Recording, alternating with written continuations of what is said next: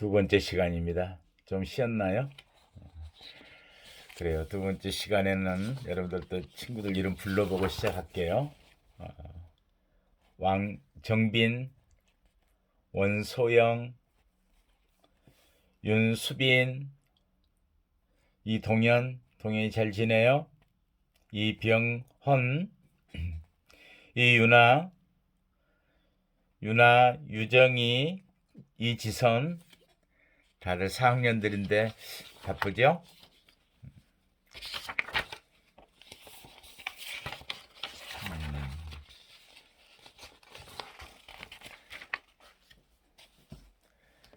이지원, 이진, 이채연, 이한빈, 우리 국제통상학 전공이죠. 임수혁, 임혜진, 전희준, 정기홍, 정은선, 정인하, 인하 잘 지내죠? 정지영, 지영이 안녕. 그래요.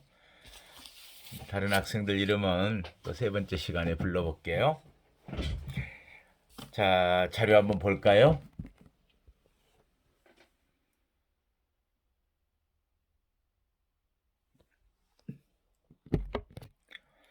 이번 시간에는 드디어 이제 분류 심사에 대한 이야기를 하게 됐어요. 우리가 분류 심사라는 걸 형이 확정되면 분류 심사를 먼저 시작해요. 분류 심사란 것은 우리가 교정의 의의와 관련돼서 분류 개념도 알아봤고 분류 처우 제도라는 큰 틀의 어떤 조직과 운영들 알아본 다음에 분류 처우 제도와 관련 제도도 비교 살펴봤죠. 그래서 이제 우리나라는 현재 등급별 교도소로 경비 등급별 교도소로 운영한다 그랬는데 그러한 제도들 운영되기 위해서 핵심이 되는 거 어떻게 심사를 하지 하는 거잖아요. 우리가 공부하는 이 과목의 내용이 주된 내용이 분류 심사란 무엇이고 어떻게 하는 것인지 이 부분을 이야기하기 위해서 우리는 그동안의 과정을 쭉 알아왔어요. 분류한다, 그 분류를 심사한다. 두 개의 단어가 결합된 거죠. 그래서 분류 심사.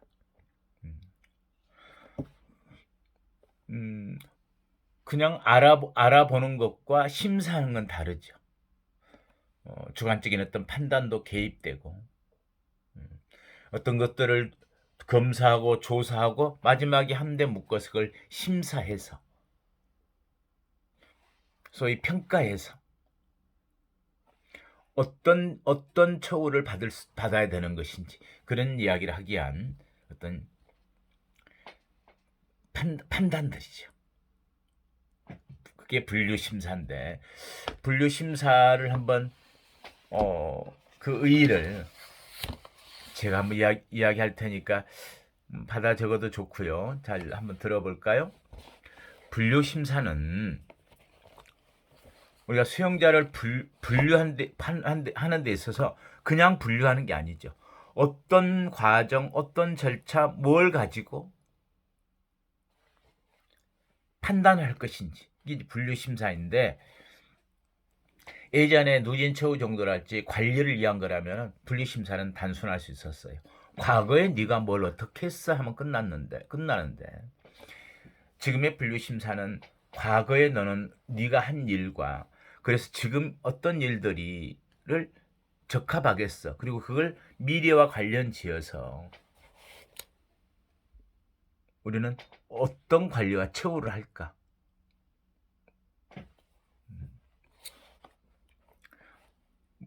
무엇을 어떤 방법으로 할 것인지 또는 종류에 따라서는 최초에 하는 심사들 처음에 왔을 때 이걸 우리가 신입심사 그리고 관리와 처우가 진행되어 가는 과정에서 그걸 반영해가는 그 재심사 이런 부분들이 있겠죠. 그 내용을 통틀어서 분류심사라고 하는 게 무엇인지 한번 천천히 이야기해 볼게요. 분류심사는 수형자를 분류함에 있어서 과거의 범죄 사실에 국한한 심사에 그치지 않고, 예전에 그래 왔었던 거예요. 그래서 이야기를 미리 하는 거예요. 과거의 범죄 사실만 가지고 심사하는 게 아니다는 거예요. 범죄 사실에 국한하는 데에서 국한한 심사에 그치지 않고, 다시 이야기할게요. 분류심사는 수형자를 분류함에 있어서 과거의 범죄 사실에 국한한 심사에 그치지 않고 개개인의 신체 및 정신 상태, 성장 과정, 직업 경험 등의 모든 요인을 포괄적으로 파악함으로써 전 인격적인 평가를 통하여 합리적인 처우를 하기 위한, 합리적 처우를 위해서 모든 신체, 정신 상태, 성장 과정, 직업 경험 등 제반 사항들,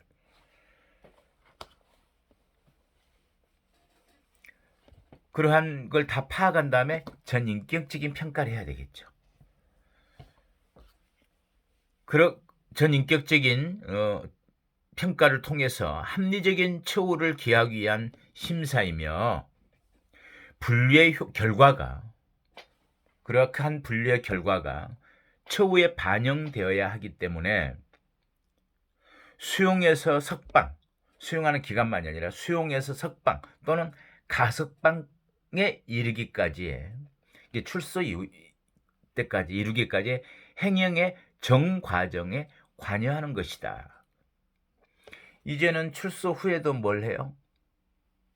출소 후에도 보안 처분적인 성격의 전자발찌, 가택구금 이런 부분이 있기 때문에 보호관찰과 연관지어까지 생각한다면 출소 후에 자료 제공 또는 출소 후에 사인의 처우까지 연관시키는 그런 심사가 이루어져야 되겠죠.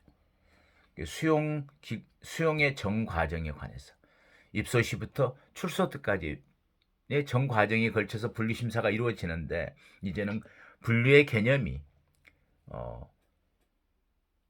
사인의 처우와까지도 연계되어지는 부분도 있어서, 사인의 처우의 대표적인 게 뭐더죠? 가석방과 보호관찰, 갱생보호 이런 거죠. 이런 데 대한 자료 제공은 결국은 살고 있는 데서 나가야 되잖아요. 이 의의에 대해서는 아시겠어요? 다시 한번 또박또박 한번 그걸 한번 다시 리뷰해 볼까요?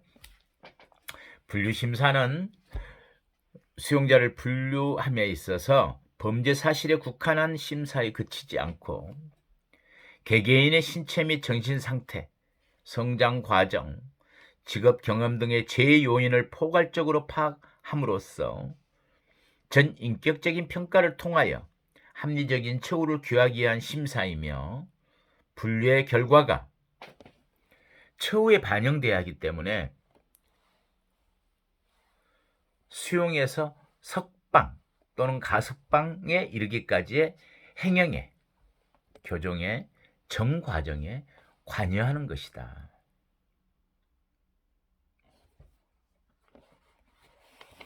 좀 짧게 의의를 여기를 좀 정리해 보자면 이런 거죠. 수용자에 대한 개별 처우 계획을 합리적으로 수립하고, 바꿔 말하면 수용자에 대한 개별 처우 계획을, 늘 분류는 뭐하고 관련되어 있어요? 개별 처우와 관련돼요. 분류는 처우를 전제하는 것이고, 그렇지 않은 의미가 없다고 했는데, 그 처우란 이야기는 개별 처우를 이야기하는 거예요. 단계적 처우 제도가 동일한 어떤 등급의 사람들을 모아놓는다 하더라도 결국은 뭘 하기 위해서? 개별 처우를 잘하기 위해서 하는 거예요. 그래서 수용자에 대한 개별 처우 계획을 합리적으로 수립하고 조정하기 위하여 수용자의 인성, 행동 특성 및 자질 등을 과학적으로 조사, 측정, 평가하는 것을 말한다. 조사하고 측정하고 평가하는 것. 평가란 말이 들어가죠. 심사이기 때문에. 목적은 뭡니까? 그래요. 수용자에 대한 개별 처우 계획의 합리적인 수립과 또는 조정들, 그렇게 하기 위해서 우리는 분류심사를 한다. 여기까지는 잘 이해가 되었나요? 이게 분류심사의 의의 및 목적이죠. 이제 분류심사의 절차와 방법들 한번 볼까요?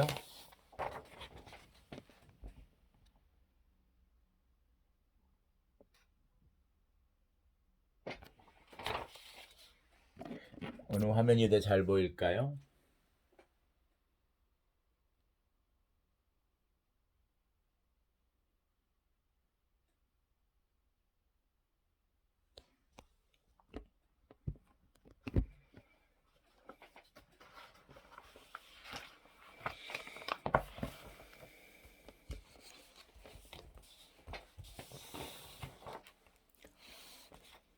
이러한 분류심사의 심사 사항은 뭐냐?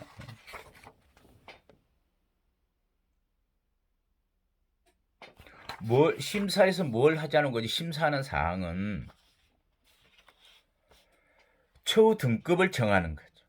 그렇게 분류심사를 통해서 처우 등급에 관한 사항, 그리고 교육과 작업, 직업훈련 및 교화 프로그램 등의 처우 방침을 말하는, 결국은 이제 개별 처우를 어떻게 할 것인가죠.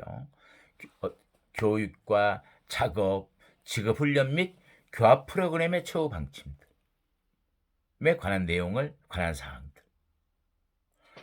세 번째는 보안상의 위험도를 측정하고 시설 및 거실 지정 등에 관한 사항을 분류심사를 통해서 결정하는 거죠. 또 한 가지는 이송 등에 관한 사항, 이송에 관해서. 이송이란 건 이소에서 저소로 보내는 것들 말하죠. 그리고 이제 이러한 분류심사를 통해서 가석방의 가능성 검토, 가석방 여부, 가석방 및 기휴심사에 관한 사항도 분류심사를 통해서 판단하는 것. 그리고 아까도 얘기했지만 석방 후의 생활 계획에 대한 사항도 검토를. 그래서 우리가 직업 흥미랄지 출소 후의 생활 계획 같은 걸 분류심사 때 물어봐서 기재하는 그런 부분들도 검토를 하고, 그 밖에 처우 및 관리에 관한 사항들, 이런 것들이 이제 심사 사항이 된다.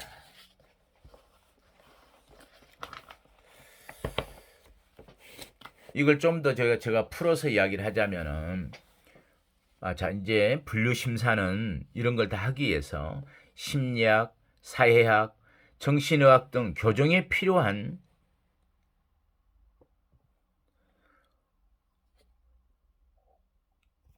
제반 사회과학 분야를 기초로, 제반 사회과학의 어떤 지식들을 기초로 해서 분류급의 결정에 필요한 사항, 분류급을 결정해야 되잖아요. 분류급의 결정에 필요한 사항, 거실 지정의 결정에 필요한 사항, 보안과 작업, 교육 기타 처우 지침의 결정에 필요한 사항, 이송이나 이입 등의 실시하는 데서 필요한 사항, 또 기후심사 때 휴가 같은 걸 말하죠. 기후는 일반 기후하고 우리가 특별 기후를 나누는데, 일반 기후는 일정한 형기를 산 사람들이 사회적 처우를 위해서 이루어지는 일반 기후가 있고, 특별한 사유가 발생했을 때, 자녀가 결혼한다, 뭐 누가 직계 좀비 속에 사망했다 이랬을 때 특별히 내보내는 이런 기후를 검토할 때도 분류심사를 하죠. 필요한 사항. 또 석방에 수반하는 필요 조치에 관한 사항. 당연히 가석방이 심사도 포함되지만 석방할 때도 거기에 필요한 조치에 대한 사항들이 있죠. 그냥 나가는데 전자발찌를 부착할 수용자인지 아닌지 이런 부분은 보호 관찰의 자료로서도 제공이 되죠. 그리고 기타 수용 관리를 하는데 필요한 사항을 명백히 하기 위해서 실시하는 거예요. 우리가 보안상 필요한 사항도 이야기한다 그랬는데 조금 더 구체적으로 설명해 보면은 보안 면에서는 이번에 있는 본범죄, 본범, 불량 전과력 등에 관하여 그 이상 행위의 동기를 규명하고 개선의 곤란도, 개선이 어렵겠다, 개선이 곤란하겠다, 보통이겠다, 개선이 좀 더 잘 되겠다 이런 부분들, 이런 부분들 사항을 보고 사고의 예측, 도주 난동, 이런 보안상 위험 등 이런 사고의 예측 등을 고려해서 안에서 보안 구금상 구금하는데 필요한 사항을 그런 부분들을 주의사항을 분석하고 검토하는 거죠. 보안상의 어떤 위험성들. 두 번째는 교육 면에서도 생육 과정, 교육력 등을 통해서 환경, 교양, 지능의 정도, 그다음에 생활 훈련의 내용 및 방법과 분류사상의 주의사항을 분석해 검토하는 것. 교육 면에서. 작업 면에서는 그동안에 어떤 직업을 가져왔고 어떤 기능을 습득하고 있는지 이런 걸 좀 알아서 유지할, 어디에 출력시키겠다 하는 걸 결정해야 되겠죠. 그래서 작업 면에서는 직업령을 통하여 노동의역의 정도와 적성에 맞는 직종을 선택함으로써 수용 기간 중에 부과할 작업 또는 직업 훈련의 종목과 훈련 방법 등을 검토해서 지정한다. 또 이 사람의 신체나 이 사람이 피지컬적인, 멘탈적인 소위 어떤 문제들이 있는지 보건 면에서는 정신 및 신체 상황을 측정 조사하고 이상성의 유무를 진단함으로써 분류상의 주의사항을 지적하고 동시에 어떤 노동의 강도, 어떤 노동의 정도와 적성 직무군의 측정을 위해서 필요로 하겠죠. 또 이제 보호 면에서는 보호자의 어떤 상황들, 그다음에 대인관계 등을 분석해서 보호상의 주의사항 같은 걸 명시하고 또 가장 좋은 건 가족관계의 유대를 위한 또는 가족관계 강화를 위해서 그런 보호 면에서의 조사들이 필요하겠죠. 이러한 측정은 입소 후의 경과, 행동 관찰 결과를 종합하고 고찰해서 상호 비교 검토하고 결정토록 하고 효과적인 심사를 위해 관계 자료의 확보와 심리검사의 실시, 그리고 필요시 적성 상담, 심리 치료 및 신입 시의 교육 등 적정한 처우를 겸하여서 행할 수 있겠죠. 행동 관찰이나 심리 측정 같은 거 이런 부분들을 하면서 그 사람을 더 잘 파악할 수 있겠죠.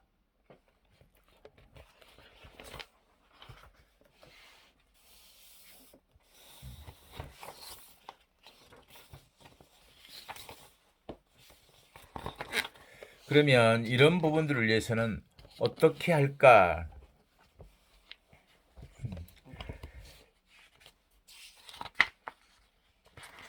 심리검사는 처음에 왔을 때 이루어지는 신입심사가 있고요. 신입심사라는 것은 처음에 개별 처우 계획을 수립하기 위해서 하는 심사죠. 즉 새로운 형이 확정되거나 그 밖의 사유로 들어왔을 때 처음 실시하는 것을 우리가 신입심사라고 한다. 신입심사는 매월 초부터 다음 달 말까지 끝내요. 매월 초일에서 이달 말까지 끝내는데, 그럼 한 달일 텐데 기간이 거의 2달 걸리는 수도 있어요. 이달 중순쯤 들어왔다, 말에 들어왔다 그러면 다음 달까지 가겠죠. 그래서 길게는 2개월 이내 정도면 분류심사를 끝내고 그 급별 처우를 받은 걸 가지고 처우 내용도 결정하고 이송을 어디로 할 것인지도 결정하는 거죠. 그런데 이제 그렇게 시작하는 시점은 언제냐면은 형이 확정되면 검찰에서 형 집행지휘서가 와요. 그 집행지휘서가 도달한 시점부터 분류심사, 신입심사의 기간이 되는 겁니다. 그리고 이제 특별한 사유가 있는 경우에는 그 기간을 연장할 수 있다 이렇게 뒀어요. 왜냐하면은 왔는데 심사를 받기에 곤란한 상황에 빠져 있는 경우들이 있거든요. 하나는 뭐 정신 신체상의 어떤 문제가 있을 때, 두 번째는 또 다른 문제로 조사를 받아야 한다랄지 다른 문제가 발생하는 그런 사유들이 있을 때 심사가 유예된다. 이렇다면은 기간이 좀 길어질 수도 있겠죠. 그럴 때는 연장할 수 있다. 재심사는 우리가 처우 경과를 살피면서 입소부터 출소시까지 수용 기간 동안에 전 과정에 개입한다 그랬죠. 관여한다 그랬죠. 또 그리고 출소할 때 당시에도 자료로서 심사해서 사인의 처우하고 연계되는 것들, 이런 부분까지 하기 때문에 재심사가 꾸준히 이루어지는데, 정기적인 재심사는 기간을 둬 가지고 이렇게 해요. 우리는 정기의 재심사를 4가지로 두는데요. 형기의 3분의 1에 도달했을 때, 그리고 두 번째는 2분의 1에 도달했을 때, 그리고 세 번째는 형기의 3분의 2에 도달했을 때, 네 번째는 형기의 6분의 5에 도달했을 때, 그 과정들에서 변화되는 것들이 있겠죠. 가족 관계들도 변하고 그동안의 행영 성적들, 소위 개전의 정 같은 것들을 파악해서 급수를 분류급을, 처우 등급을 조정해 갔겠죠. 그런데 이제 형기가 짧은 사람들, 외적으로는 형 집행지휘서가 접수된 날로부터 형기가 너무 작거나 6개월이 지나지 아니한 경우에는 굳이 경비등급별 처우를 통해서 이송을 하거나 이런 부분을 하지 않는다. 그런데 이러한 재심사에는 이렇게 하는 걸, 기간을 정해서 하는 걸 정기 재심사라고 하고요. 부정기 재심사는 정기적으로 재심사하는 것에 어떤 사유가 발생했을 때, 그럴 때는 또 재심사가 이루어져야 되겠죠. 제일 먼저는 분류심사에 오류가 있음이 발견되었을 때, 형기 계산이 잘못되었거나 늦게 이형이 도착했는데 있는 걸 파악이 안 돼서 두 개의 형기가 합산되지 않았다랄지, 뭐 또는 어떤 걸 상벌에 관한 것들이 반영을 제때 안 이루어졌을 때, 그때는 그 사유가 발생한 경우에, 그럴 때는 부정기 재심사를 하는데, 이를테면 분류심사에 오류가 있었다. 그리고 수용자가 교종사고,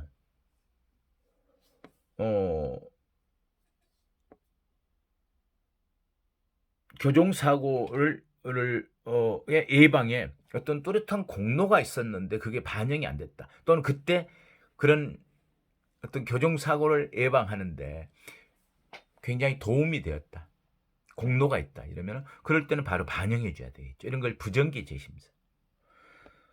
또 수용자를 징벌하기로 결정했어요, 행정벌로서. 그러면 또 그 부분이 반영돼야 되겠죠. 그러니까 이 두 가지는 상과 벌이 있을 때 그때 제때 그걸 반영하는 것이 이제 부정기 재심사.